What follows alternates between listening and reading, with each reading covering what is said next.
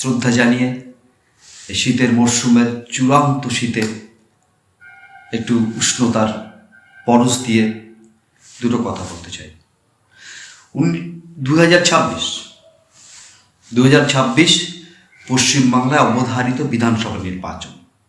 এই বিধানসভা নির্বাচনের মুখে দাঁড়িয়ে যে কথাটা বলছি, মনে রাখবেন বাংলার সংখ্যালঘু সম্প্রদায়ের মানুষ, হ্যাঁ বারবার বলছি মনে রাখবেন বাংলার সংখ্যালঘু সম্প্রদায়ের মানুষ। আপনারা বিজেপি বিরোধী মানসিকতা আপনাদের প্রত্যেকের মধ্যে কম বেশি রয়েছে।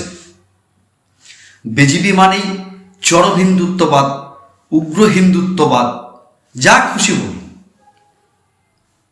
অনেক ক্ষেত্রে সেটা সত্য। হিন্দু রাষ্ট্র প্রতিষ্ঠাই বিজেপির লক্ষ্য।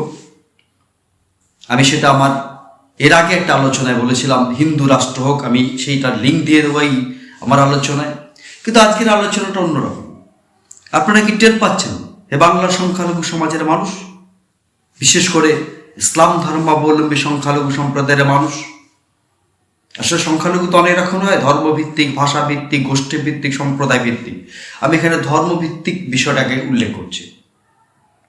আপনারা কি দেখেছেন বিজেপি, যাকে উগ্র ধর্মান্ধ হিন্দুত্ববাদের অন্যতম প্রবক্তা প্রতিষ্ঠান হিসেবে আপনারা চিহ্নিত করছেন, তাদের কাজটা পশ্চিমবাংলায় একেবারে সরাসরি, এর আগে বকলমে, এর আগে একটু অন্ধকারে রেখে কাজটা করতেন পশ্চিমবাংলার মাননীয় মুখ্যমন্ত্রী মমতা ব্যানার্জি।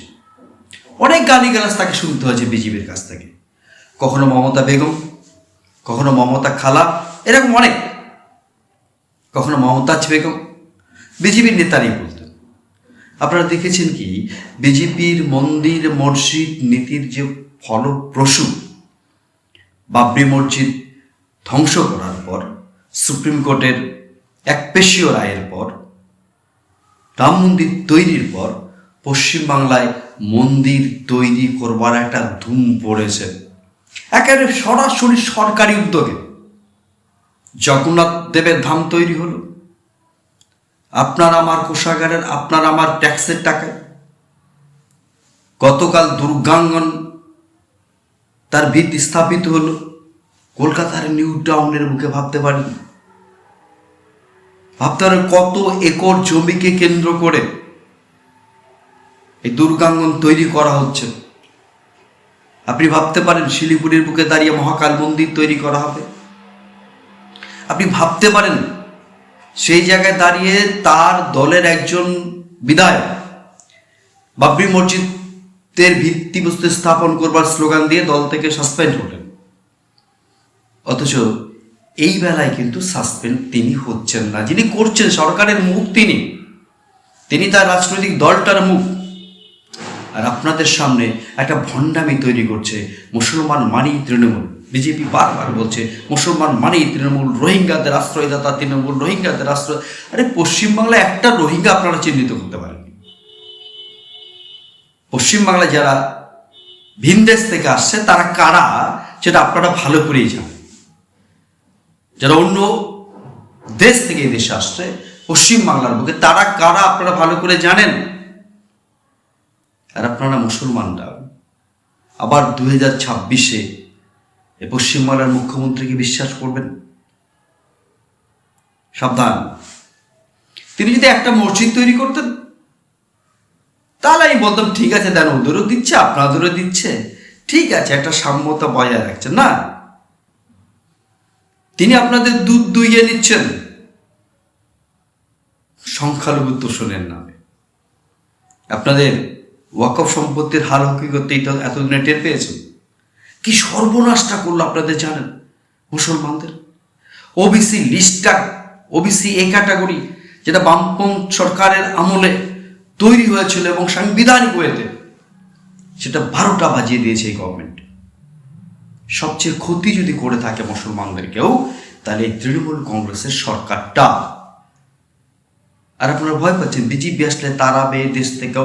আরে ভাই, কে কাকে তাড়াবে? অত সস্তা? ভারতবর্ষের অন্য অনেক রাজ্যে বিজেপি আছে, কটা মুসলমানকে দেশ ছাড়া করেছে। হ্যাঁ, যেটা করতে পারে, সুযোগ সুবিধা সরকারি কম দেবে, চাকরি বাকরি কম দেবে, সেটা আপনি পশ্চিমবাংলায় এমনিতেও পাচ্ছেন না। পাচ্ছেন পশ্চিমবাংলার মন্ত্রিসভায়, ক্যাবিনেটে কটা মুসলমান মন্ত্রী আছে? যে একটা দুটো আছে সেগুলো আপনার বাঙালি মুসলমান না, নন বেঙ্গলি মুসলিম। তার গুরুত্বই বা কতটা? চাকরিতে কয়টা পেয়েছেন? চাকরি তো নাই। কিছু মস্তান বাহিনী তৈরি করেছে, কিছু গুন্ডা বাহিনী কি মুখ তৈরি করেছে মুসলমানদের, যেগুলোর নাম শুনলে গোটা শিক্ষিত ভদ্র মুসলিম সমাজের মানুষেরা লজ্জা পায়। এটা তৈরি করেছে। সুতরাং 2026 মানে আপনার অধিকারটাকে সুরক্ষিত করবার লড়াই। যিনি অসাম্প্রদায়িকতার মুখ দেখিয়ে নির্দিষ্ট একটা ধর্মের মানুষকে খুশি করবার প্রচুর উদ্যোগ গ্রহণ করেন হিন্দু ভোটের আশায়, হিন্দু তোষণ করা হয়। উনি জানেন না বাংলার বেশিরভাগ হিন্দুরা তার কাছ থেকে মুখ সরিয়ে নিয়েছেন। সুতরাং এবার আপনারা একটু সরান। 100% কথা দিচ্ছি 2026 এই সরকারটা থাকবে না, যদি আপনারা একটু মুখ ঘুরিয়ে নেওয়া উচিত।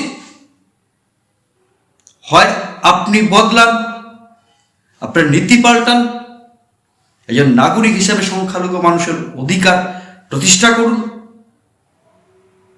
একজন মুখ্যমন্ত্রী হিসাবে সংখ্যালঘু মানুষের অধিকার প্রতিষ্ঠা করুন, নইলে আপনি সরে যাবেন।